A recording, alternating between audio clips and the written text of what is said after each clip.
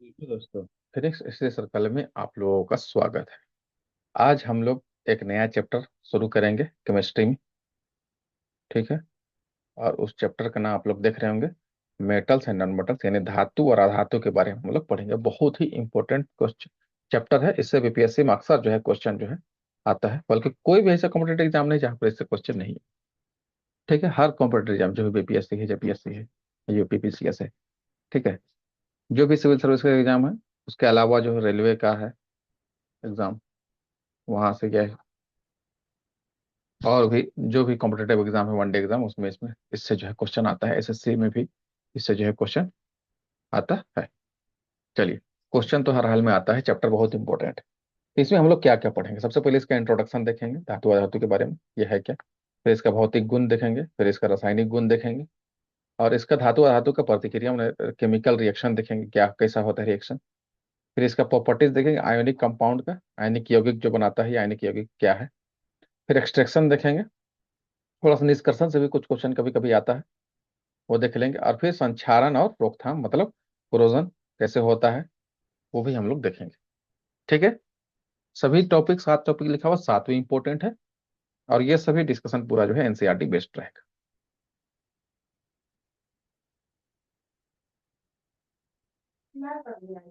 ठीक है।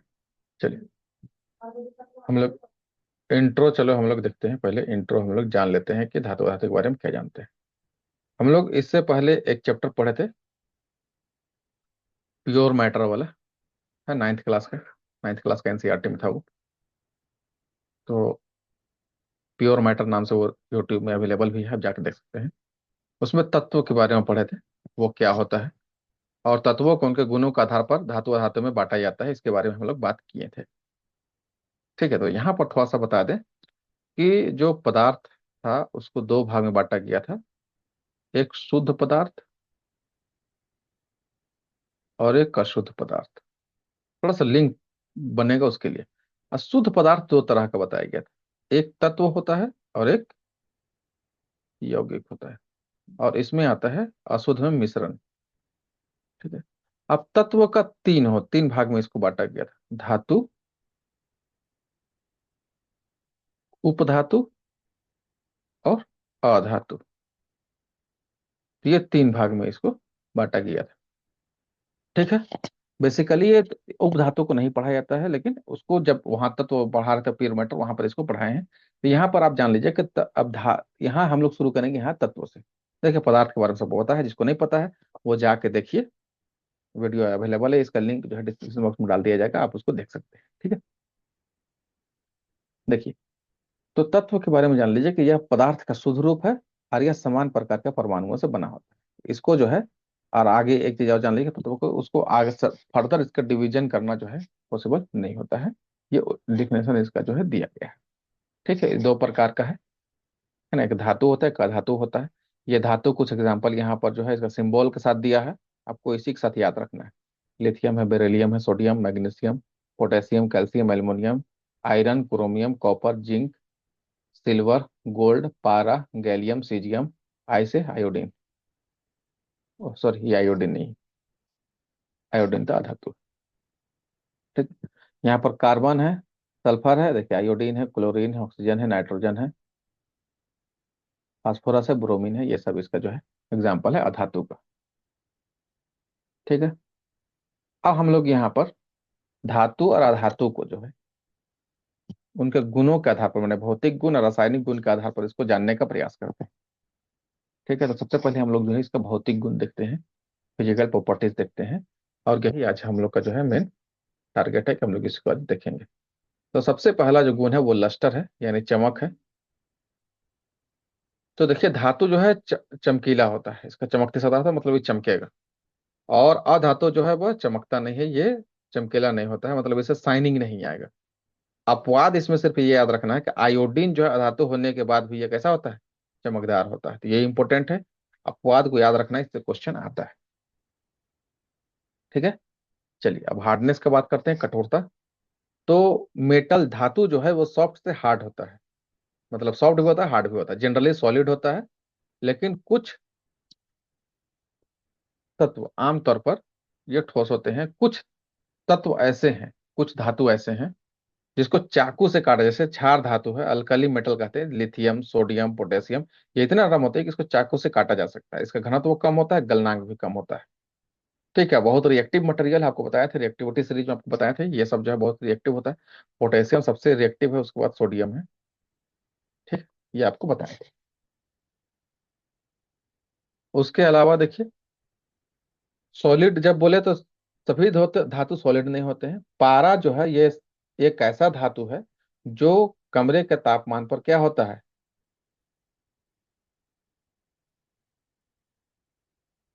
पारा को छोड़कर, अच्छा, पारा को छोड़कर सभी धातुएं कमरे के तापमान पर ठोस रूप में होते हैं। लेकिन पारा कैसा होता है, ये द्रव रूप में होता है। ठीक है, तो ये भी एक इंपॉर्टेंट क्वेश्चन है, ये कोई क्वेश्चन कई बार पूछा है। और क्रोमियम सबसे कठोर धातु है, यह भी आपको याद रखने का है। ये धातु है, याद रखिएगा, धातु, क्रोमियम कठोरतम धातु है। और ऐसे मटेरियल पूछेगा तो वो क्या हो जाएगा, वो यहाँ पर डायमंड हो जाएगा, जो आगे हम लोग अभी पढ़ने वाले हैं। ठीक है, चलिए देखिए, जो अधातु है वह ठोस भी होता है और गैस में भी होता है। ठीक है, चलिए अब यहाँ पर इसका कुछ इंपॉर्टेंट पॉइंट देख लीजिए, जैसे ब्रोमीन। ब्रोमीन यहाँ बोला ना ठोस और द्रव, तो यह कमरे के तापमान पर कैसा होता है, एकमात्र जो गैर धातु या अधातु है जो तरल अवस्था में रहता है, ब्रोमीन। पहला इंपॉर्टेंट पॉइंट। दूसरा, कार्बन भी एक अधातु है और इसका विभिन्न रूप पाया जाता है। इसके विभिन्न रूप को क्या कहते हैं, एलोट्रोप कहते हैं, जैसे हीरा कार्बन का अप्रूप है। यह ज्ञात सबसे कठोर प्राकृतिक पदार्थ है। प्राकृतिक पदार्थ अगर पूछेगा सबसे तो कौन है, हीरा है। और धातु पूछेगा तो कौन है, क्रोमियम है।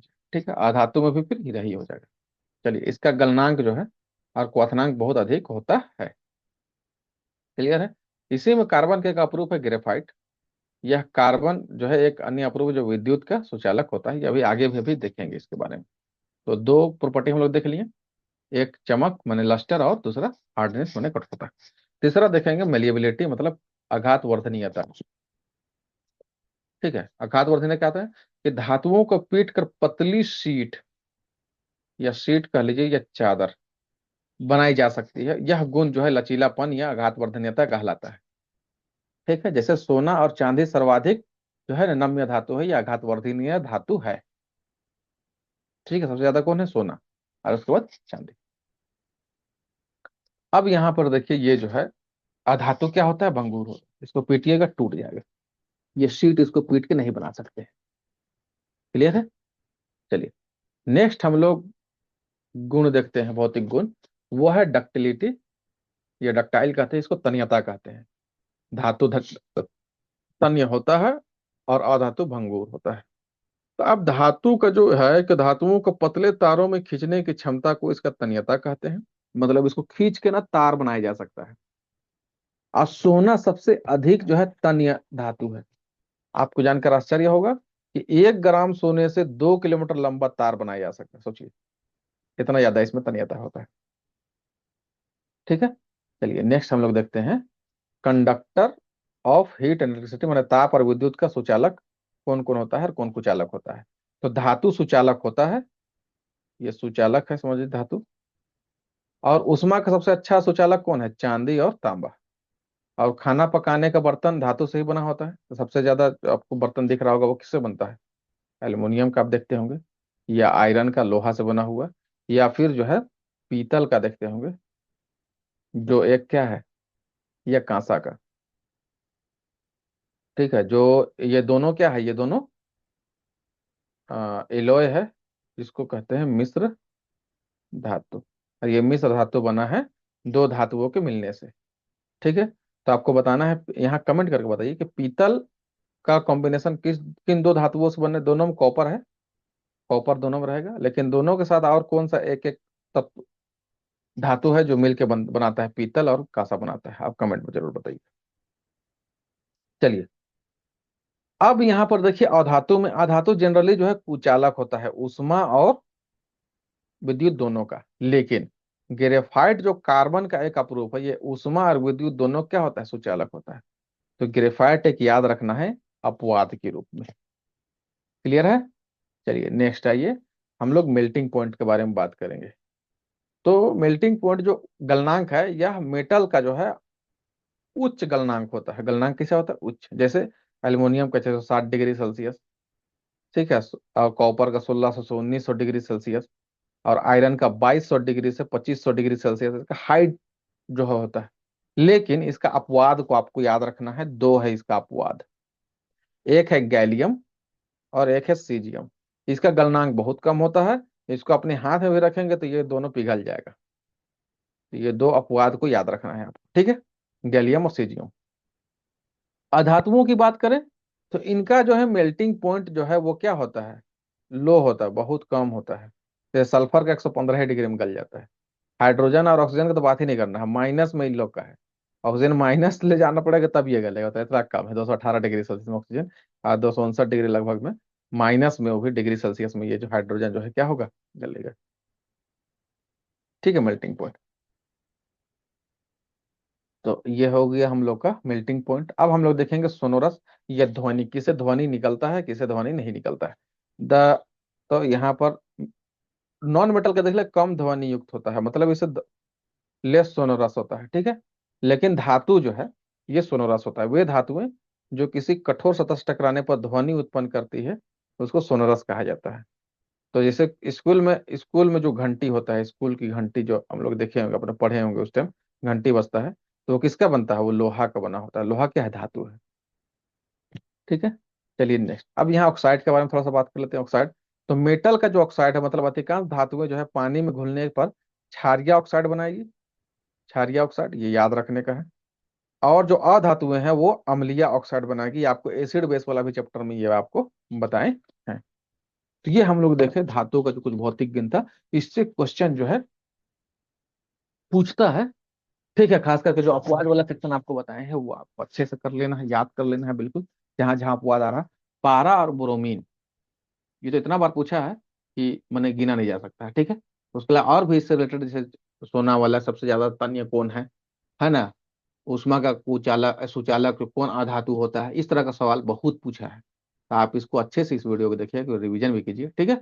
और किसी तरह का इसमें इंफॉर्मेशन में कुछ कमी लगा है, कुछ आपको सुधार चाहिए, तो आप कमेंट करके जरूर बताइए कि हाँ, इसमें हमको और भी इसमें सुधार चाहिए। और दूसरा ये कि इसमें अगर किसी भी चैप्टर में या किसी भी टॉपिक में आपको वीडियो अगर बनाना है साइंस से रिलेटेड, ठीक है, या किसी और सब्जेक्ट में भी, तो आप जरूर कमेंट करके बता सकते हैं, ठीक है। वीडियो देखने के लिए थैंक यू। वीडियो अच्छा लग रहा है तो लाइक शेयर सब्सक्राइब जरूर कीजिए।